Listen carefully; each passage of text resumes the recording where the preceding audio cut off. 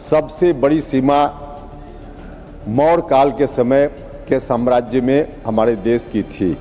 जब इस देश को स्वर्ण काल कहा जाता था, सोने की चिड़िया इस देश को कहा जाता था। महोदय, वह मौर्य काल था। महोदय, मैं महामहिम राष्ट्रपति जी के अभिभाषण पर जो धन्यवाद का प्रस्ताव आया है, उसके समर्थन में अपनी पार्टी राष्ट्रीय लोक मोर्चा की ओर से बोलने के लिए खड़ा हुआ।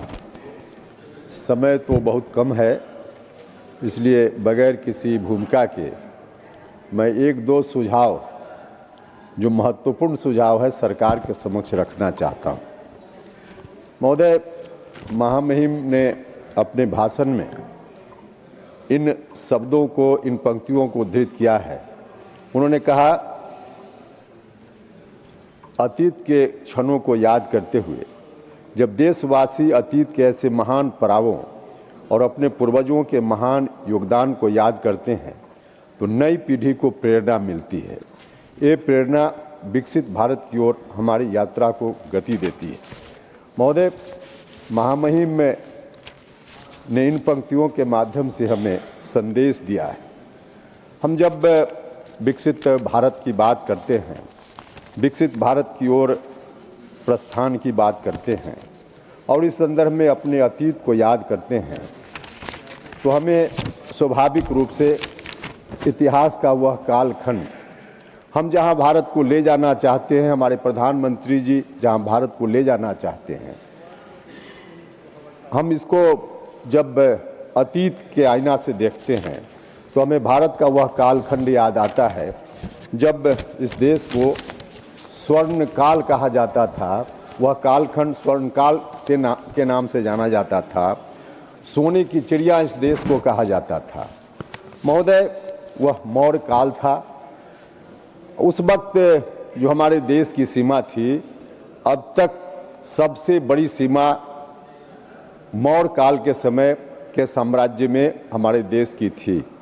तब बांग्लादेश, भूटान, अफगानिस्तान, नेपाल सब भारत की सीमा में हुआ करता था। महोदय, उस समय जो प्रतीक चिन्ह अतीत के रूप में हमारे सामने है, हम जब इतिहास के कालखंडों को याद करके उससे प्रेरणा लेने की बात करते हैं तो उनको हम भी स्मरण उनका करें और आने वाली पीढ़ी भी उनका स्मरण करे।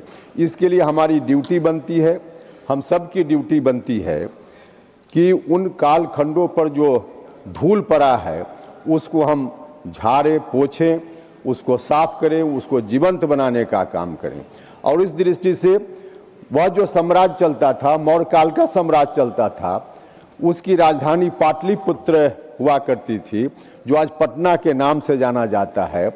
पाटलिपुत्र जब हम कहते हैं तो हमारा सीना चौड़ा होता है, हम गर्व महसूस करते हैं, हम प्राउड महसूस करते हैं।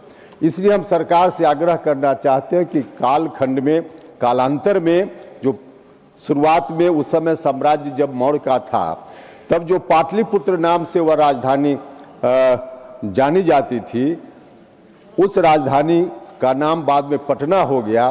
पटना का नाम बदल करके फिर से पाटलिपुत्र किया जाना चाहिए। सरकार से को मैं यह सुझाव देना चाहता हूं।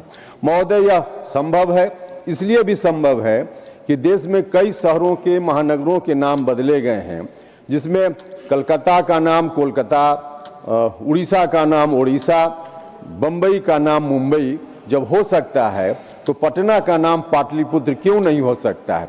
इसलिए मैं सरकार से आग्रह करना चाहता हूं कि पटना का नाम पाटलिपुत्र किया जाए, ताकि अतीत का जो वह क्षण था उसको हम महसूस करें और उसको महसूस करते हुए हम नए भारत के निर्माण की ओर प्रस्थान करें। तो यह मैं सरकार से सुझाव देना चाहता हूं।